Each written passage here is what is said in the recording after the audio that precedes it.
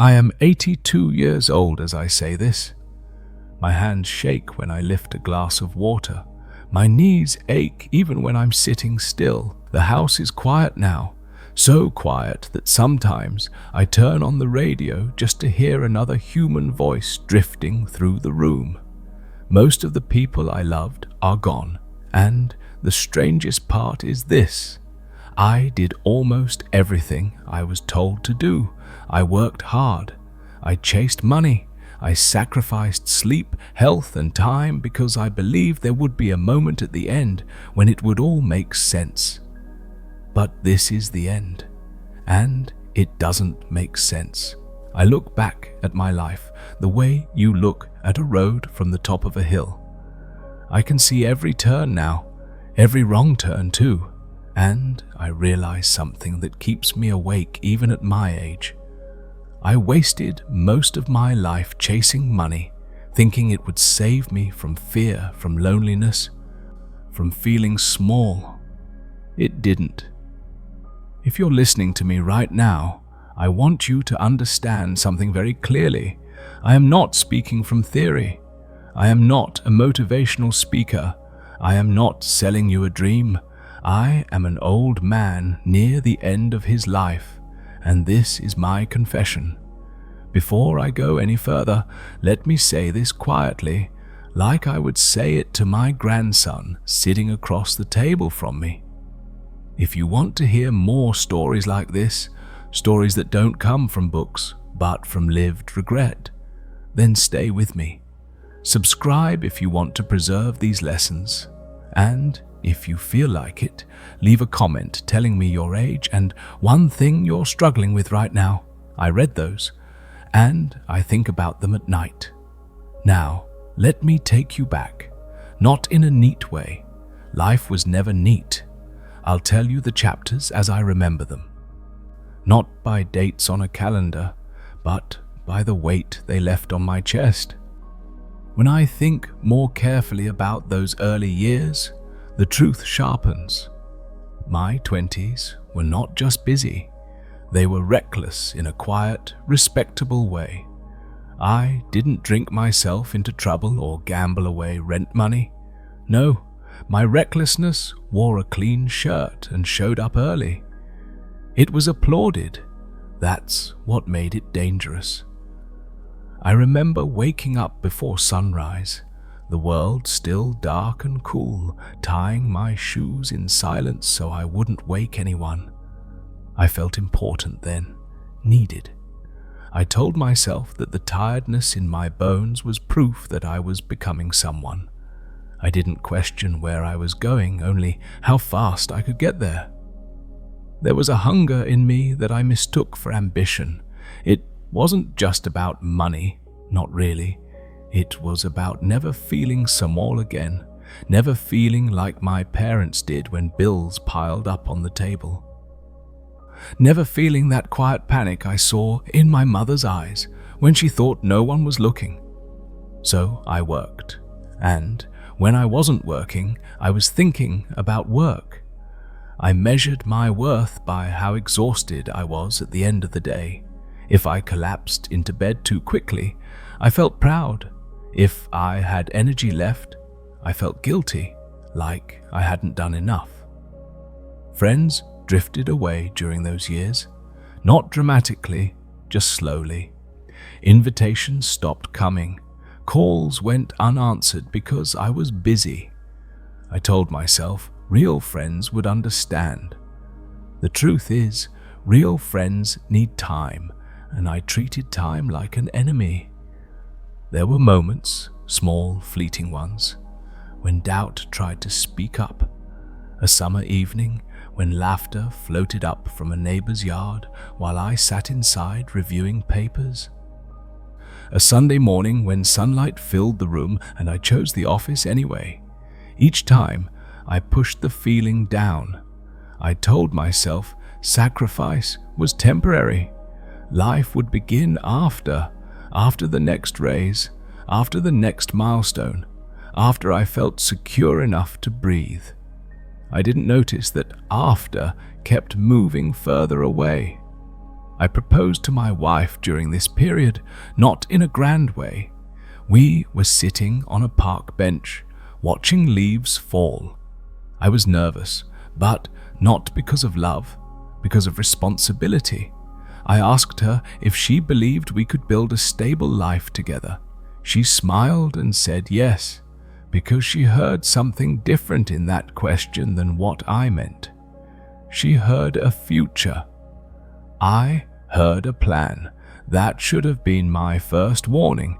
Even then, she tried to slow me down. She would suggest walks, dinners without clocks, Michelle, afternoons with no purpose. I loved her for that, but I also resented it. It felt like she was pulling me away from something urgent, something important. I didn't realize she was trying to pull me towards something real. At night, lying beside her, I sometimes stared at the ceiling, my mind racing through numbers and goals. She would fall asleep quickly, breathing softly. I told myself there would be time later to be present. I didn't understand that presence doesn't wait. Looking back now, I see my 20s clearly for what they were, the foundation of everything that followed. I built that foundation with good intentions and poor wisdom. I thought I was being strong. I was actually being afraid. If I could speak to that young man, thin, driven, so certain he was doing the right thing, I wouldn't yell at him. I wouldn't scold him. I would sit beside him and say, "You don't have to earn your right to exist. You're allowed to live now." But time doesn't bend that way. It only moves forward, carrying our choices with it, quietly, patiently, until one day you're old enough to finally understand them. My 30s arrived without ceremony, no warning bell, no moment where I stopped and said, "Now I am older." One day I was young and striving, and the next I was responsible for more lives than just my own. The weight settled on my shoulders so gradually that I mistook it for strength. This was the decade where everything looked right from the outside. A steady job, a growing reputation, a home with walls that didn't shake in the wind, children's voices echoing down the hallway. If someone had taken a photograph of my life then, it would have looked like success. I smiled easily in those days, especially in public. Inside, I felt like I was constantly late. Late to work, late to meetings, late to myself. Time became something I chased with a clenched jaw. Every morning began with a list in my head, and every night ended with the feeling that I had failed it. Even my rest felt hurried, like I was stealing it from something more important. My children were small then. I remember the smell of baby powder, the warmth of a tiny hand wrapping around my finger. I remember promising myself I would be different from my father, not distant, not silent. I meant it when I said it. But meaning something and living it are two very different acts. I left the house before they woke up most days. When I came home, they were often already in pajamas, eyes heavy with sleep. They would run to the door anyway, because children do that. They love without keeping score. I would lift them up, kiss the top of their heads, ask quick questions while my mind was still half at work. Sometimes they wanted me to sit on the floor and play. I would say, "Just a minute." That minute stretched. Dinner needed eating. Papers needed reading. Calls needed returning. Eventually the house would go quiet, and I would realize the moment had passed. I told myself there would be weekends. Then I told myself there would be vacations. Then I told myself they would understand when they were older. I never asked myself what I would understand when I was older. My wife carried more than her share during those years. She carried the house, the children, the invisible emotional labor I never learned to see. When she was tired, I told her we were both tired. When she was lonely, I told her it was just a phase. I spoke in solutions when she needed presence. There is a particular sound I associate with that decade, the sound of my name spoken from another room, followed by a pause. That pause was her waiting to see if I would answer. Too often I didn't, not because I didn't care, but because I was convinced that what I was doing mattered more in that moment. That belief hardened inside me like concrete. At work, I was praised. I was reliable. I was ambitious. I wore those words like armor. Every compliment pushed me further down the same path. No one ever pulled me aside and said, "You're building a life that will one day feel empty." Why would they? I was winning the game we all agreed to play. At night, after everyone was asleep, I sometimes stood in the doorway of my children's room and watched them breathe, their chests rising and falling, steady and trusting. A strange sadness would come over me then, uninvited. I didn't have words for it. I only knew that something important was happening without me. I ignored that feeling too. By the end of my 30s, I was tired in a way sleep couldn't fix. My laughter didn't come as easily. My patience thinned. I started to believe that this heaviness was adulthood itself, that this was just what life felt like once dreams became responsibilities. I didn't realize I was slowly trading joy for control. If my 20s were about hunger, my 30s were about burden. The burden of being needed, the burden of being depended on. I wore it proudly, never questioning whether I was allowed to set it down. Looking back now, I see how gently life was trying to teach me. Through small hands tugging at my sleeve, through a wife asking for nothing more than my attention, through quiet evenings that invited me to sit, to stay. I mistook those invitations for distractions, and so I kept moving forward, unaware that with every step I was also moving away from something I would spend the rest of my life trying to remember. My 40s were the years when I stopped asking questions. By then, the path ahead felt fixed, like rails laid down long before I noticed them. I woke up, went to work, came home, slept, and repeated it with the discipline of someone who no longer believed there was an alternative. Routine gave me comfort. It also quietly erased my curiosity. This was the decade when my name started to mean something outside my home. People recognized me in hallways. They waited for my opinion in meetings. I spoke with confidence, even when I felt none. Authority fit me well. Too well. It filled the spaces where doubt used to live. I remember buying my first expensive watch. I didn't need it. I wanted it to mark something, to prove that all the years of effort had solidified into value. I strapped it to my wrist and felt a brief rush of satisfaction. Then nothing. The seconds kept ticking, indifferent to what I had paid. Around this time, my body began sending quiet warnings, a tightness in my chest after long days, headaches that lingered, sleepless nights where my mind replayed conversations, decisions, imagined futures. I told myself it was stress, normal stress, the kind successful men carried. I learned how to ignore discomfort. That skill served me well at work. It failed me everywhere else. My children were teenagers then, halfway between needing me and pulling away. I didn't notice the transition happening. One day they were asking questions. The next they were answering with shrugs. I blamed their age, never my absence. When they stayed out late, I worried but didn't talk. When they struggled, I offered advice instead of attention. There's a moment burned into my memory. One of my children stood in the doorway, clearly wanting to say something important. I was on the phone. I held up a finger, just a second. By the time I hung up, the doorway was empty. That conversation never came back. My wife and I spoke mostly about logistics then, schedules, bills, repairs. The language of management replaced the language of intimacy. We functioned well.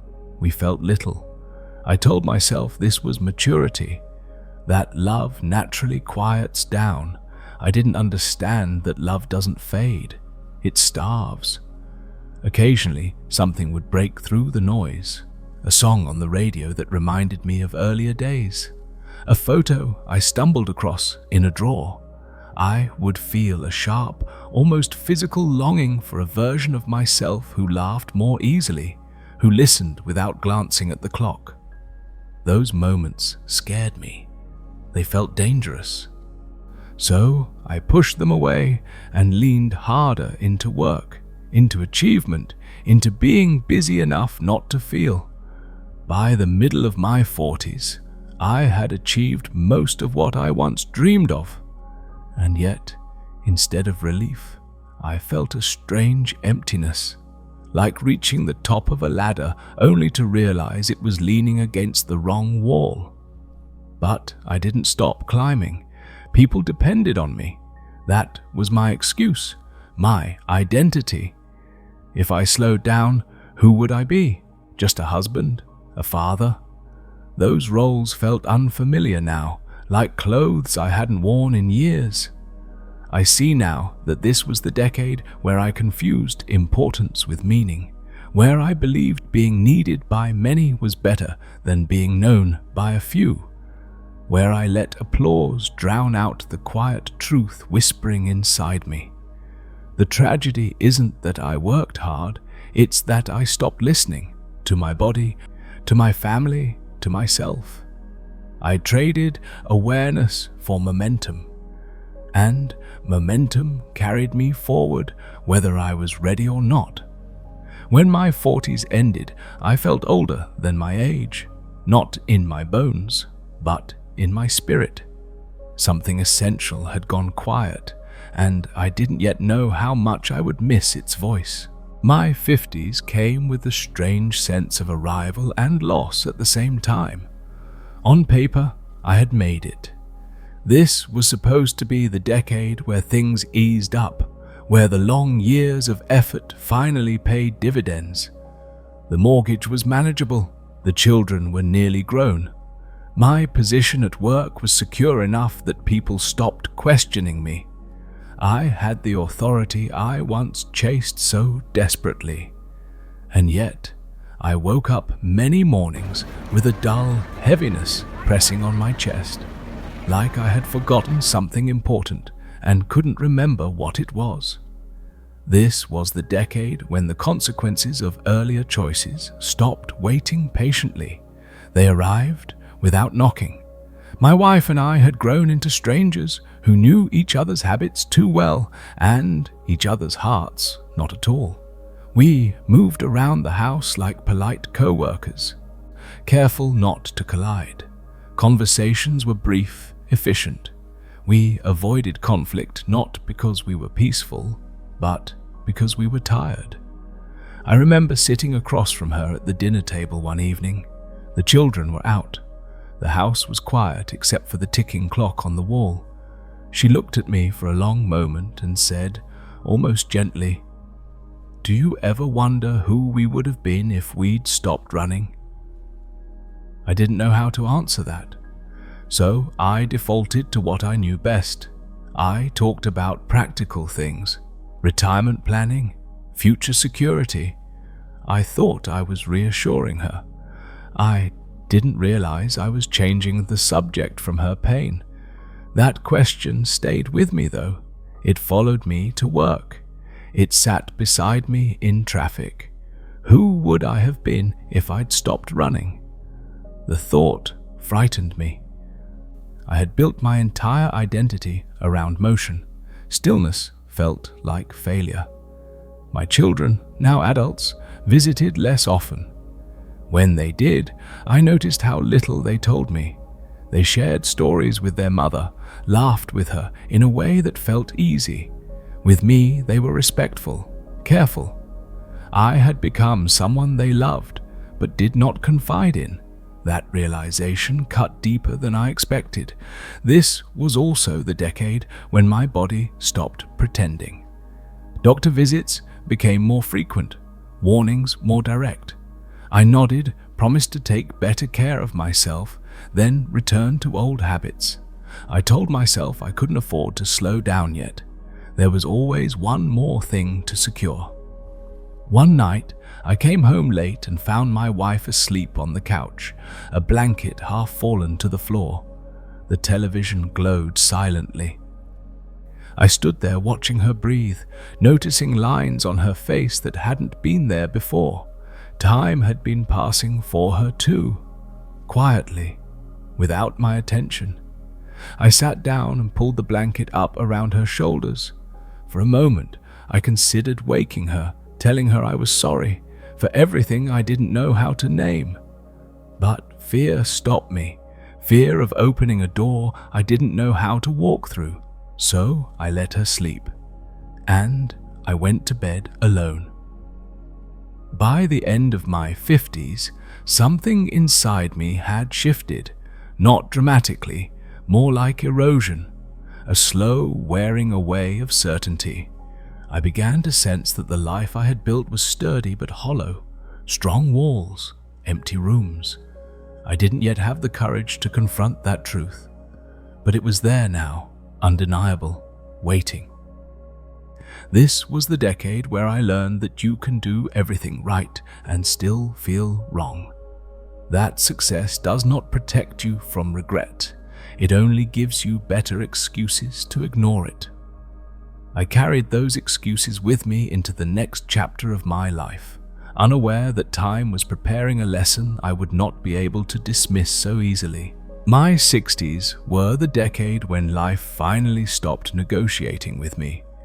Up until then, consequences had arrived softly, as questions, as tension, as quiet distance. In my 60s, they arrived as facts, solid and immovable. Retirement hovered on the horizon like a word I didn't want to pronounce. For years, I had imagined it as freedom, mornings without alarms, days without pressure. But as it grew closer, I felt something closer to panic. If I wasn't my work, then who was I? That question followed me like a shadow I couldn't shake. Around this time, my wife got sick. It didn't happen all at once. First, it was fatigue she couldn't explain, then appointments, then tests that took too long to come back. I remember sitting in sterile waiting rooms, staring at posters on the wall. I had no interest in reading, wishing I could trade places with her, or rewind time, or bargain with something larger than myself. For the first time in my life, money felt completely useless. I took time off work then, real time. Not the distracted kind where your mind stays elsewhere. I learned how to sit beside her bed, how to hold her hand without checking the clock, how to listen without interrupting. I wish I could say I did it out of wisdom. The truth is, I did it out of fear. Those weeks together were the most present I had ever been in our marriage. We talked about memories I had forgotten, about trips we never took, about small moments that mattered more than the big ones I had chased. Sometimes she teased me gently, saying, "There you are. I was wondering when you'd come back." That sentence still breaks something open in me. I apologized more in those months than I had in the previous 40 years combined. Some apologies landed softly, others just hung in the air, heavy and unfinished. She never accused me. That was the hardest part. Her kindness left me nowhere to hide. When she passed, the world didn't stop. Cars still drove by, neighbors still argued about lawns, the sun still came up. That felt like a betrayal. I wanted everything to pause long enough for me to understand how to exist without her. The house changed after that. Not physically, emotionally. Every room held echoes. Her mug in the cabinet, her sweater on the back of a chair. I would catch myself turning to tell her something small and ordinary, then remember there was no one there to hear it. Grief is not loud the way people expect. It is quiet. It sits with you. It waits. I retired not long after. My final day at work was polite. There was cake, speeches, handshakes. People thanked me for my years of service. I smiled. I even felt proud. Then I went home, sat in my living room, and realized no one needed me the next morning.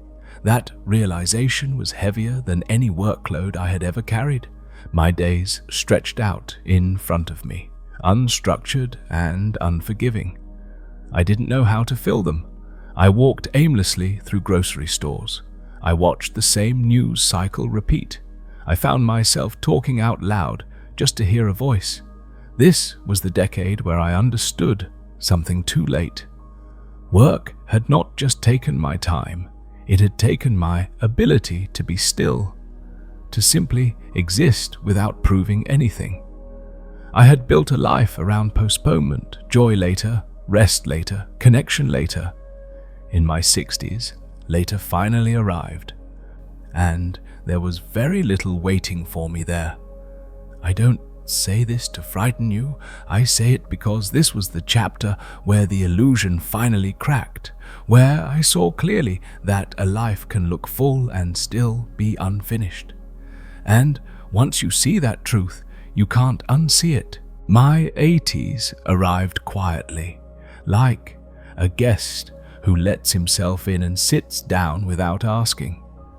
By then, I had stopped expecting life to surprise me, and yet this decade did. Not with events, but with perspective, with a clarity so sharp it sometimes took my breath away. I live slower now, not by choice at first, but by necessity. My body decides the pace, and I have learned finally to listen. Mornings take time. Buttons test my patience.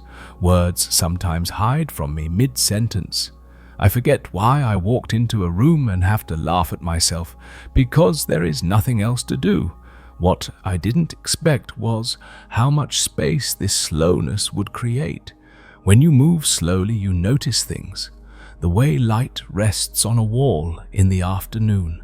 The sound of birds arguing on the wire outside, the feeling of a warm cup between your palms. These small things used to be invisible to me. I was always rushing past them, convinced they were unimportant. Now, they are often the best part of my day, but clarity cuts both ways. Along with the beauty comes an honesty I can no longer escape. In my 80s, I see my life as a whole for the first time, not as a series of problems to solve, but as a story already written. And I see how often I chose urgency over meaning. I spend a lot of time alone now, not always lonely, there's a difference, but alone. In that quiet, memories surface without warning.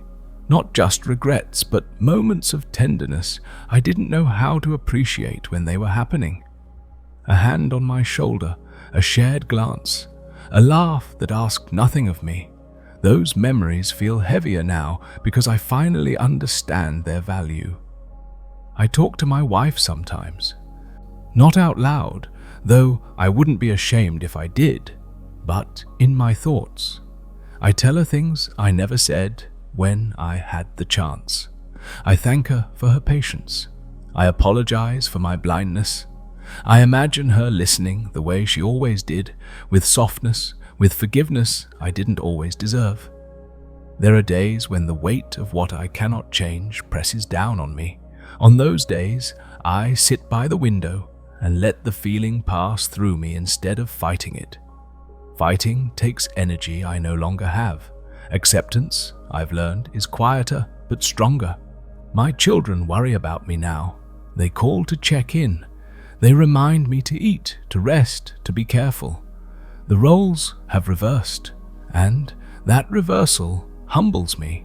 I hear love in their voices, real love, not obligation, and I realize that despite everything, I didn't fail completely. That realization matters more to me than any title I ever held. In my 80s, I have stopped chasing anything. There is nowhere left to run, and strangely, that has brought a peace I never found in motion. Not a joyful peace, not a triumphant one, but a settled peace. Like setting down a heavy bag after carrying it for miles. If I sound clearer now, it's because there is nothing left to prove, no image to protect, no future version of myself I'm trying to impress. This honesty you're hearing, it took me 8 decades to earn it, and that is the cruel irony I live with. The wisdom arrives when the time to use it is almost gone. Almost. Because even now, there is still one thing I can do. I can tell the truth. I can offer it to you, not as instruction, but as a mirror. So, you don't have to wait as long as I did to slow down and see what matters. This decade has taught me that a life is not measured by what you accumulate, but by what you are able to sit with when everything else is stripped away. And when I sit with myself now, old, slower, quieter, I finally understand who I was trying to become all along. There is a point, very late in life, when you stop asking what comes next and start asking what remains. That is where I am now. This chapter is not about events. There aren't many left. It is about reckoning, about standing still long enough to let the truth finish speaking. I used to believe life was something you built, brick by brick, goal by goal. I treated it like a structure that had to be strong enough to withstand fear. Now I see it differently.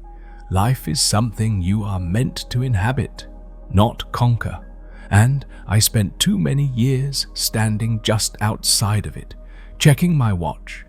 In these years, I have had long conversations with myself, not the noisy kind, but the quiet, uncomfortable ones you can't escape when distractions no longer work. I have asked myself why I was always in such a hurry at sea, why being useful felt safer than being present, why I believed love could wait. The answers are not flattering. I was afraid of being ordinary, afraid of not being enough, afraid that if I stopped moving, I would have to feel things I didn't know how to handle. So I chose productivity over vulnerability, control over connection. It worked for a while, but fear is patient. It waits until you are old and tired and honest enough to see it clearly. I think often about the moments that could have changed everything, not because they were dramatic, but because they were quiet. A question my wife asked that I didn't really answer. A child standing in a doorway hoping I would notice. An evening that asked for nothing more than my presence. Those moments didn't demand my attention.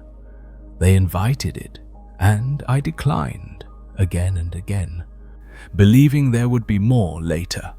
There weren't. What remains now is not my resume, not my bank statements, not the things I once guarded so fiercely. What remains are faces, voices, feelings, the memory of being loved more than I understood at the time. I have learned too late but clearly that love does not need grand gestures. It needs availability. It needs you to show up when nothing urgent is happening. It needs time that is not multitasked away. If you are listening to me and you feel busy all the time, please hear this gently. Busyness is not proof of importance. It is often proof of avoidance. Ask yourself what you might be running from. Ask yourself who you are postponing. I am not asking you to abandon responsibility. I am asking you not to confuse it with meaning. There is a moment coming for you, decades from now, if you are lucky, when the noise will quiet down, when you will sit somewhere familiar and realize the future you planned so carefully has arrived, and it feels different than you imagined. When that moment comes, I hope you have more to hold than I did. I hope you have conversations that don't haunt you. I hope you have memories that don't ache. I hope you can sit in silence and feel full instead of hollow.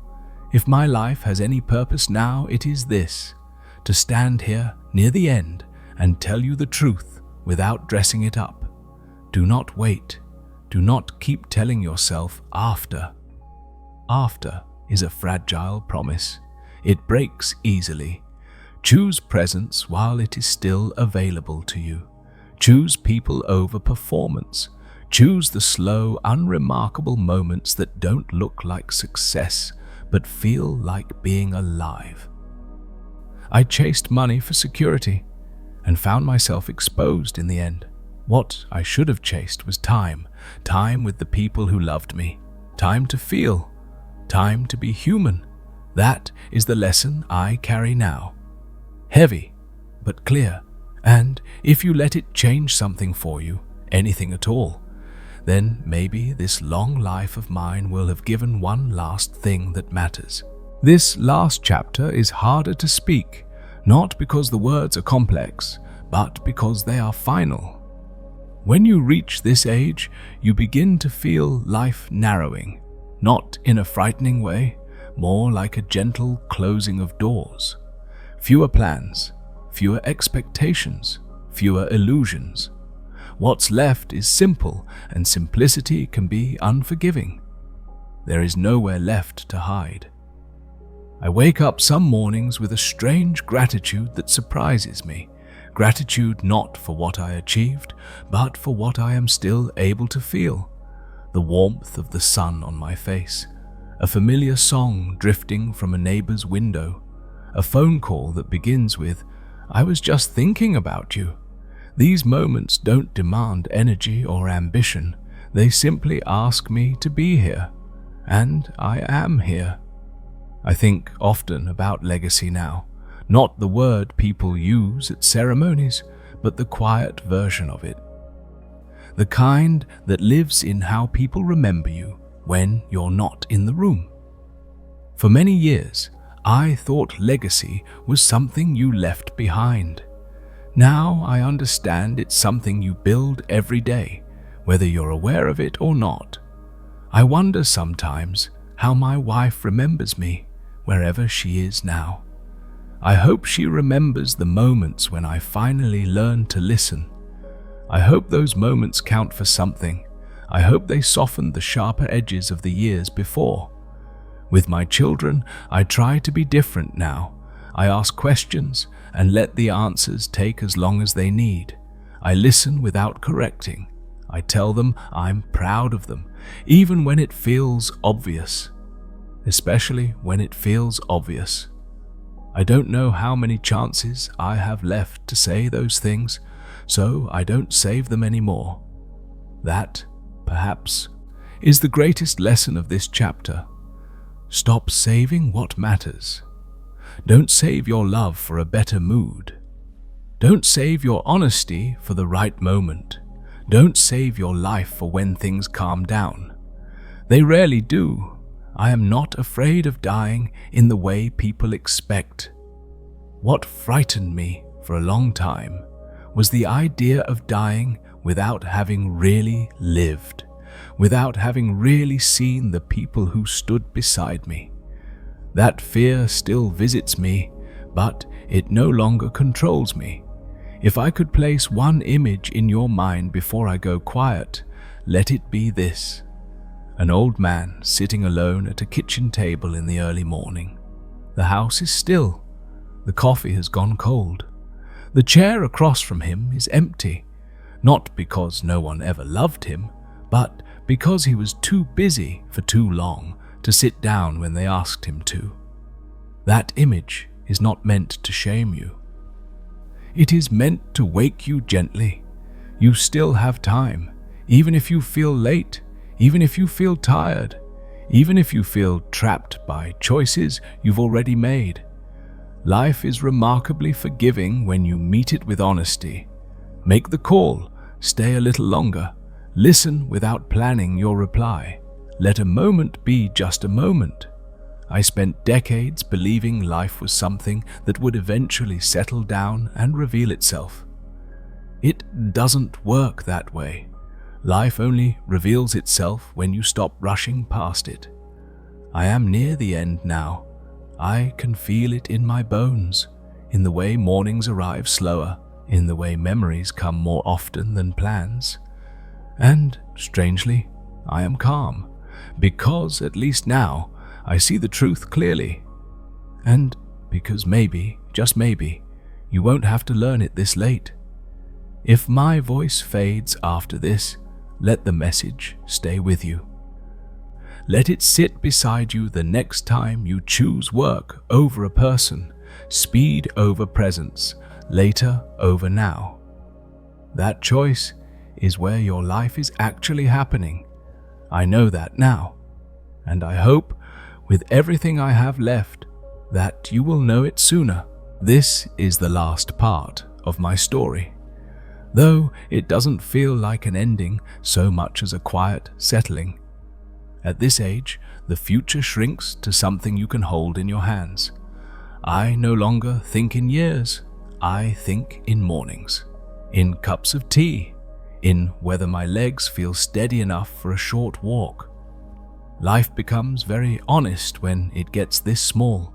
It strips away ambition and leaves intention exposed. I used to believe the final chapter of a life should sound wise and complete. I imagined clarity arriving like a reward. The truth is less polished. The truth is softer. I don't feel complete. I feel aware of how fragile everything always was, aware of how much love I rush past, aware of how often I confused motion with meaning. There are days now when my memory slips, names escape me, stories tangle. At first, that frightened me. I thought forgetting would erase what mattered, but I've learned something unexpected. Even when details fade, feelings remain. The warmth of love, the ache of regret, the quiet gratitude for having been here at all. Those things stay. I sit in the same chair most evenings, watching the light disappear from the room. There is a moment, just before dusk, when everything turns soft and blue. I never noticed that moment when I was younger. I was always elsewhere, on my way to something important. Now, that moment feels important enough. Sometimes I imagine my life laid out in front of me, not as accomplishments, but as moments of presence and absence. Moments I stayed, moments I left too soon, moments I listened, moments I spoke when I should have been quiet. It's a humbling inventory. If I sound gentle now, it's because anger doesn't survive this far into life. It takes too much energy. What remains is honesty and a wish, simple, stubborn, and sincere. I wish you would believe me when I say this. You don't need to wait for permission to live differently. You don't need a crisis. You don't need more money. You don't need to reach some future version of yourself. You only need to notice the moment asking for you right now. I spent my life thinking love was something you proved by providing. I was wrong. Love is something you practice by paying attention, by showing up when nothing impressive is happening, by staying when leaving would be easier. If I could give you one final gift, it would not be advice. It would be urgency, not the frantic kind that ruled my younger years, but the tender kind, the kind that whispers, "This matters." Don't miss it. One day, sooner than you think, you will slow down. Your world will grow quieter, and you will sit somewhere familiar and look back.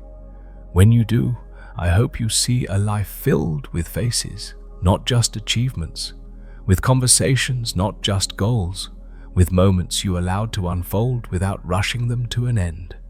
I am 82 years old now. My life is mostly behind me. I can't change it. I can only tell it truthfully. If my words have stayed with you this long, then let this be the last thing I leave in your hands. Your life is not waiting for you in the future. It is sitting beside you right now, hoping you'll notice. Please don't make it wait as long as I did.